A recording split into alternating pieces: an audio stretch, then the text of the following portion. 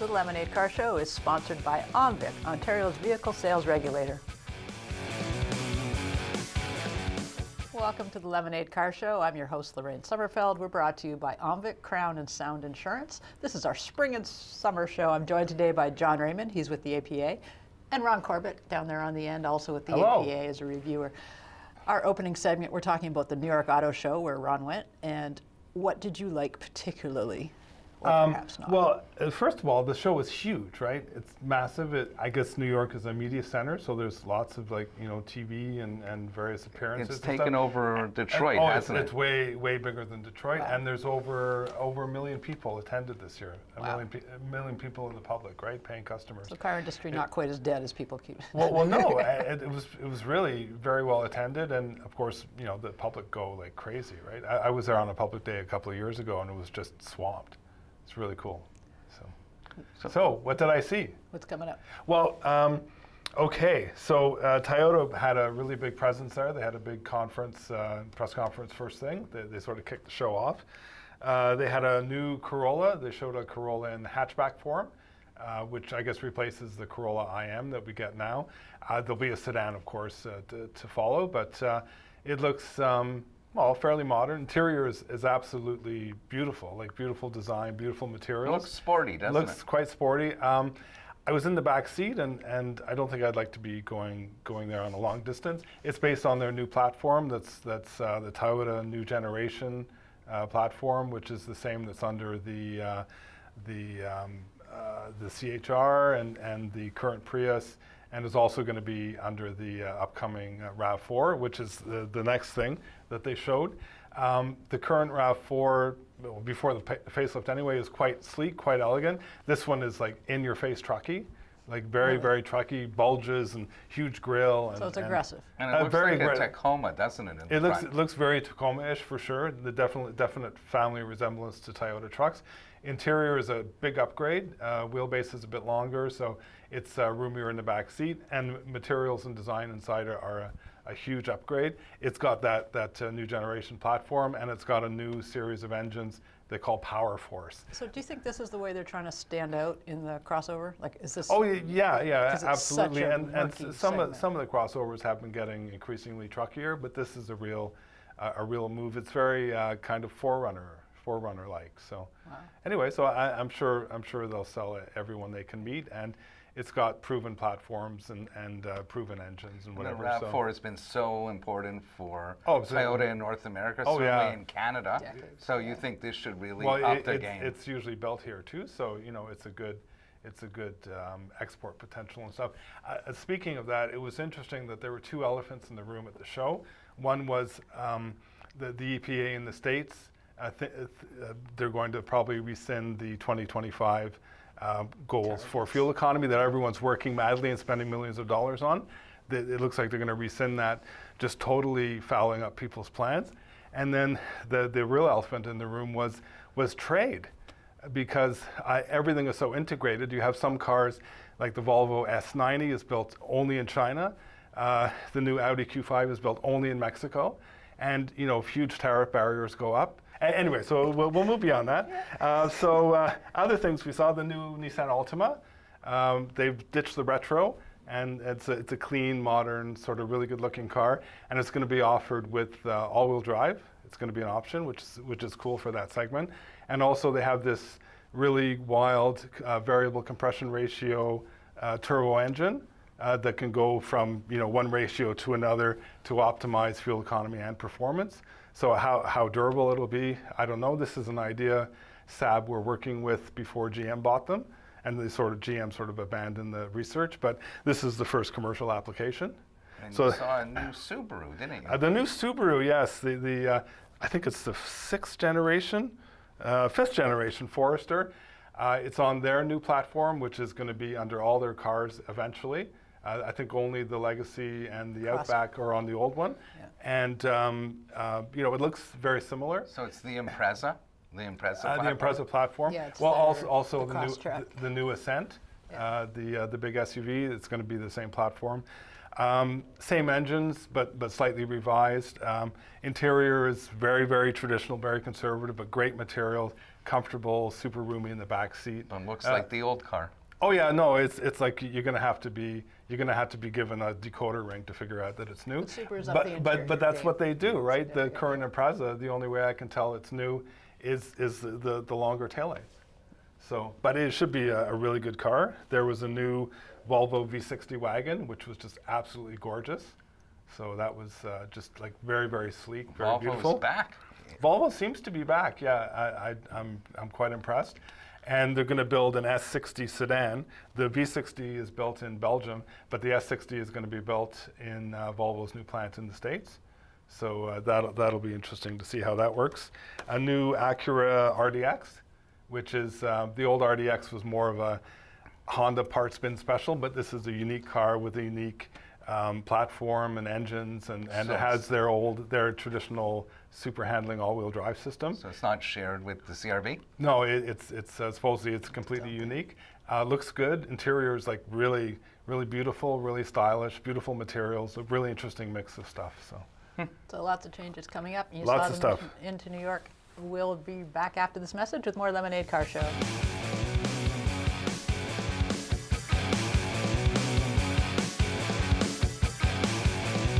The Lemonade Car Show is sponsored by OMVIC, Ontario's vehicle sales regulator.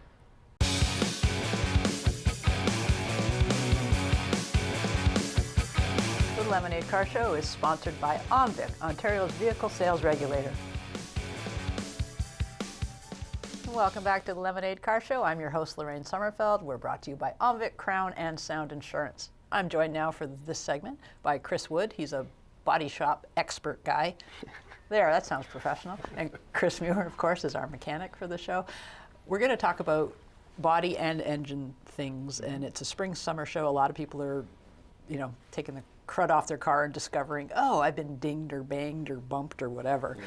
Now, body shop issues have become expensive. They've become involved to get them fixed, and increasingly people can't do anything themselves. Right. Because you just can't. So can you speak a little bit to what people are going to encounter if they go in and say, I have a door ding, what am I going to do? Yeah, so usually after, especially a winter that we've had, light vehicles, you might not see a dent until you wash your car, clean it, and you might see some kind of damage that kind of occurred over the period of time from the season. In most cases, you'd have to take it to a shop, preferred expert, a specialized in a brand, to distinguish what kind of material we're dealing with, cost, if it has to be refinished, if it needs a new part. Just things like that, obviously, is important for a consumer to recognize. It's not cheap to fix cars, but honestly, if you go to a good, reputable place, I'm guaranteeing they'll be very fair with you. And at the end of the day, you want to have your car fixed properly. It is going to be expensive, but fair and a good job is key these days. I asked our mechanic, my kids had a scrape. We won't even talk about that. But I said, ask our mechanics to recommend a body shop because we're out in Burlington and you work in Toronto, or we totally would have come to you. And they absolutely did, and it was done beautifully. Yes. It was not cheap, but it was done right. And it was a new car. And I said, Very you don't important. even hesitate. You fix it. Yep. Because leaving it unfixed is just... There's a lot of things you have to consider. If you're, the manufacturer, they lease these vehicles. These vehicles are being able to last longer. If they're not repaired properly and they get sent back, obviously after lease, it's going to be an issue trying to get that car sold again. Material-wise, if it's not fixed properly. This is a lot of cost for a consumer at the end of the day. They could be on the hook for it. If it's, penetrates through the years of owning that vehicle, that's not really fair to them. So there's a lot of OEM certifications happening now to distinguish what kind of material, metals, plastics that you need to do, and people are getting trained to be specialized in these type of things because they want the vehicles to last longer and they want to sell the cars at the premium rate, and basically, things are changing daily in this industry. You have to keep up to date. And I don't expect a consumer to know everything. I expect them to understand that you have to send it to a reputable place where they will actually treat them with, fair. Well, the other thing, I'm going to bring you in, Chris, is that when you do something and it's repaired, if you go to sell that vehicle if a mechanic's got it up on a hoist and they're looking, they're going to know if there's been body work done to it, and they're going to know if it's been done properly or if it's been done in someone's driveway. There's a pretty big tell between done properly and done in a very poor fashion. Done properly, I have to look at it. I have to look and stare and try to be looking for something, and if it's done properly, I will barely be able to tell. It'll be something as stupid as a slight hue at the bottom of the door is different than the fender that it's attached to. That would be a great job. Okay, paint fades over time, stuff like that, and you'll see just a slight difference between fresh and old. That's totally true. And a bad job, I can tell from across the room. I can tell from 3 streets over. I'll be able to see waves in the paint. I'll be able to see fish eyes in the paint. Panel gaps won't be right. I'll look underneath it and it will be filled. Honestly, I've had them filled with newspaper, and then they put body filler over it on top of a plastic component that's meant to flex, so it flexes once and the body filler falls out. Yeah. There's horror stories, and people pay big money for horror stories. You pay once for the horror story, and then you pay double to have the good guy fix it. I did body work in a shop at FAF for an article. Yeah. I was there 11 hours, and it was a Small scuff, scuff, 2 yeah. scuffs, and I went in thinking, okay, I'll be out of here by lunch. Right. And I had to sand and do all the work. That was the whole point of it, was I had to do it. Yeah. All of a sudden, I understood why this cost $600 Yeah. for top people, and even the paint matching. Right. Yeah. They said, well, it depends on variance. what day it came off the line at Honda, or the car we were fixing. So just saying that, I'd like customers to realize on these vehicles these days, the bumper may mismatch to the body. This happens. You can see it, and if anybody knows, looking on a vehicle on the highway or anything, they can tell a brand new car. They think it could be painted. The reason why that is because sometimes those bumpers aren't painted in the same factory, and you could have the same gallons of paint, but from here to here, the paint variances. There's a few variances on the vehicles. So it's our job as technicians and service advisors to, basically, if you don't know that's an issue from the beginning and you paint the car, the customer says, well, the color's off, but we didn't paint the bumper. It's very hard to distinguish if we did something in the shop. So when the car comes in, it's always good to educate the customer on certain things that's happening in the industry, because that could be an issue. Variances, it's just so many for different colors of paint. See, most of us think I have a black car, paint it black. Right. This is always, I've really liked white cars. It's just a thing with me. But white isn't white. No. Does it have blues in it? Does it have reds in it? Is it a warm white? Is it a cold white? Does it have metal flake? Does it have pearl too? I mean, there's so many variations on a color. And again, it's something as basic as white. The General Motors cube van that's white is not the same as the Ford cube van that's white, right? Even something that minute can be terribly different. Says the guy who drives an old cop car. We'll be back with more Lemonade Car Show after this break.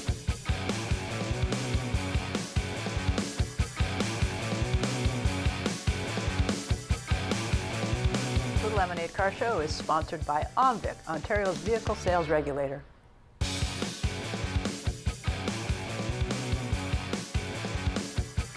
The Lemonade Car Show is sponsored by OMVIC, Ontario's vehicle sales regulator. Welcome back to the Lemonade Car Show, brought to you by OMVIC, Crown and Sound Insurance. I'm Lorraine Sommerfeld. I'm here with Chris Wood, he's our body guy, and Chris Muir, our mechanic. We're going to go right to the phones. We've got questions. I had a 91 Ford 150 pickup. I had it the body completely done, and they had the truck in for about 6 months, and they give it back to me, and a couple months later, the rust is all coming through. What can I do?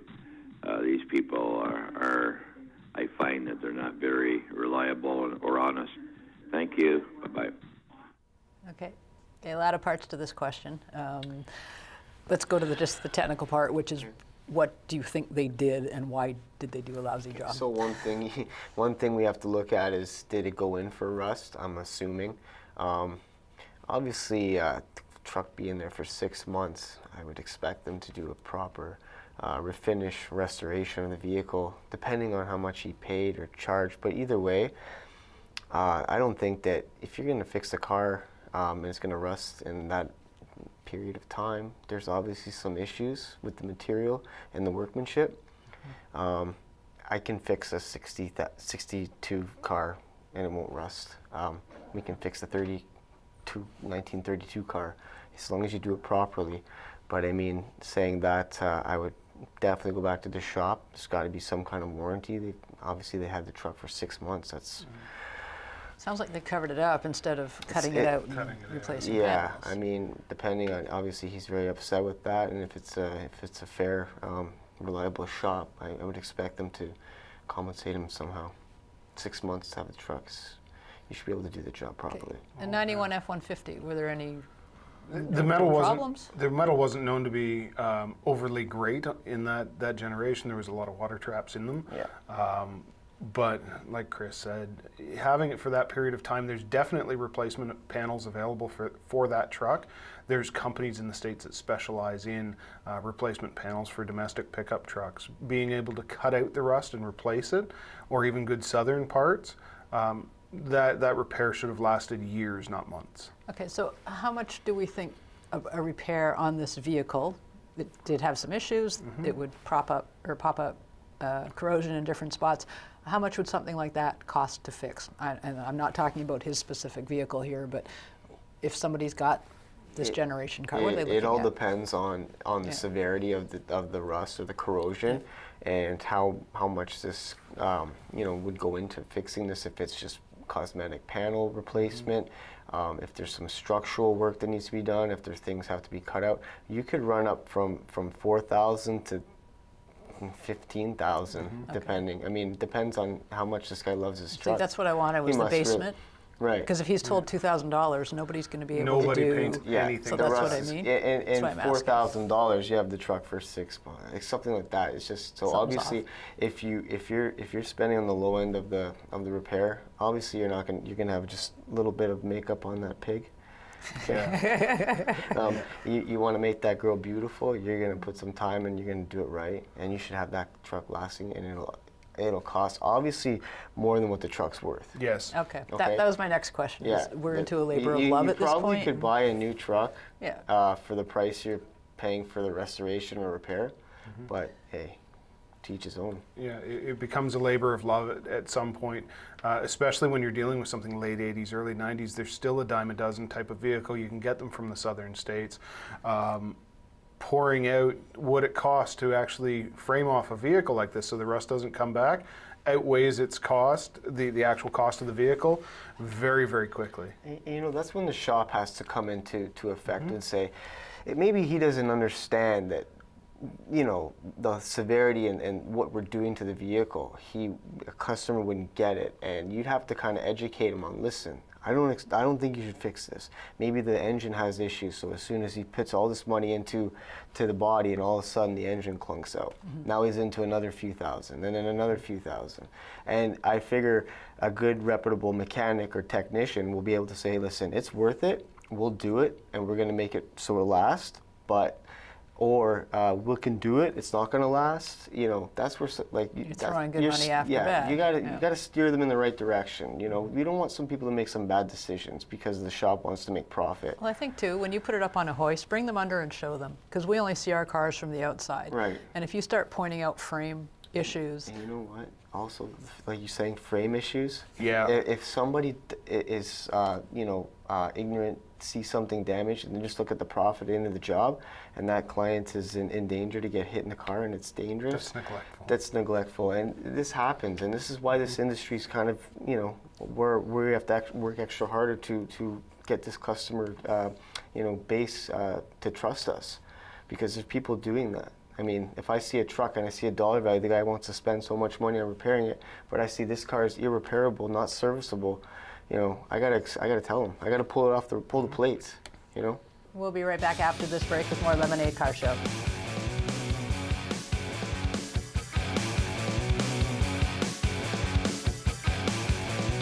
The Lemonade Car Show is sponsored by OMVIC, Ontario's vehicle sales regulator.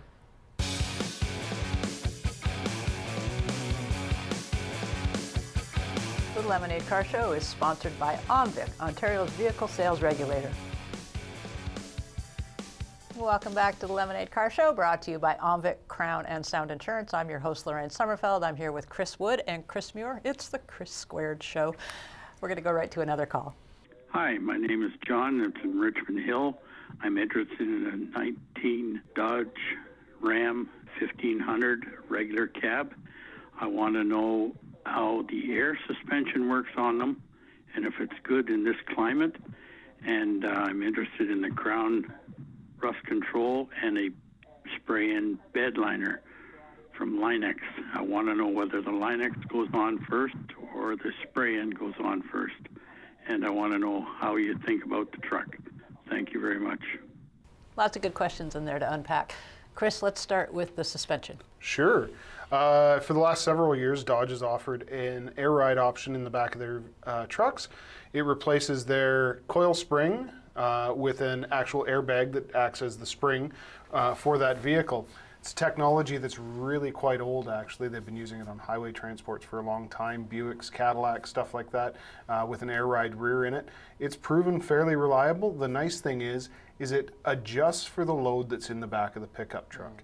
So if you load it down with bricks one day, it'll inflate the bags a little more and bring the truck level, so the handling's about the same. You load a trailer on it, it inflates the bags. As soon as that weight's gone, it lets some pressure out, so you've got a nice ride to it. For an all-round everyday type of car, it works very, very well. If you're going to be doing some serious towing with it, there still is nothing better than a solid leaf spring designed rear suspension for that kind of work. But as an occasional work truck and moderate cruiser, it's a proven air system or a proven suspension system that works quite well. Okay, now he moved into talking about Crown, which I like. Not just because they give us money, but I like them anyway. Yeah, no, they do a great job. And the spray and liner. Now the crown actually goes inside when they're putting. So when he's asking about the truck liner, that's the two things don't. That's a different. They don't cross up. No. Do So no, obviously, from what I know, the crown is going to go inside the cavities.